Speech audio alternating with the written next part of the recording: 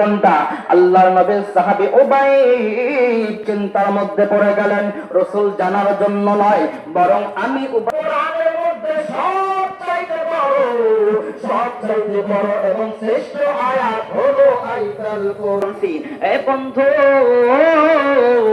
এই আয়াতের কেমন ফজিলত, এই আয়াতের কেমন ফজিলত! হযরতে আবু হুরায়রা রাদিয়াল্লাহু এমন সময় দেখতে পারলেন নবীর বস্ত্রের মধ্যে হাত ঢুকাইছে। আবু হুরায়রা মুহূর্তের মধ্যে হাতটা ধরে ফেলে বলতেছে, ভাই তোমার পরিচয় বলো। এখন সে বলতেছে, আমি ইবলিস। সে কি বলে?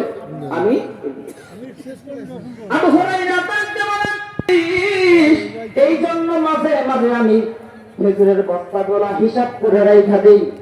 40টা বস্তার মধ্যে মাঝে মাঝে গুনতে যায় দেখি 38 বস্তা আছে, 2 বস্তা নাই। আজকে চোর পাকড়া হয়ে গিয়া, ইবলিস, আজকে তোকে ছাড়া ছাড়ি নাই, আজকে বিশ্ব নবীর দরবারে তোকে নেওয়া হবে। লিল্লাহি তাকবীর, লিল্লাহি তাকবীর।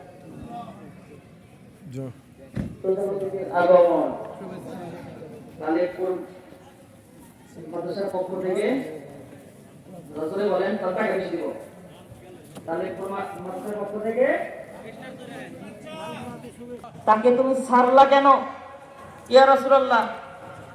তাহলে আপনিও জানেন? হ্যাঁ জানি। আবার আসবে আর একদিন। আবু হুরায়রা বলে, ঠিক আছে, দেখি আবার আসবে, রাসূল বলছে তবে অবশ্যই আসতে পারে। আর খেজুরগুলো বাইরে করতেছে। আবু হুরায়রা আবার হাত ধরে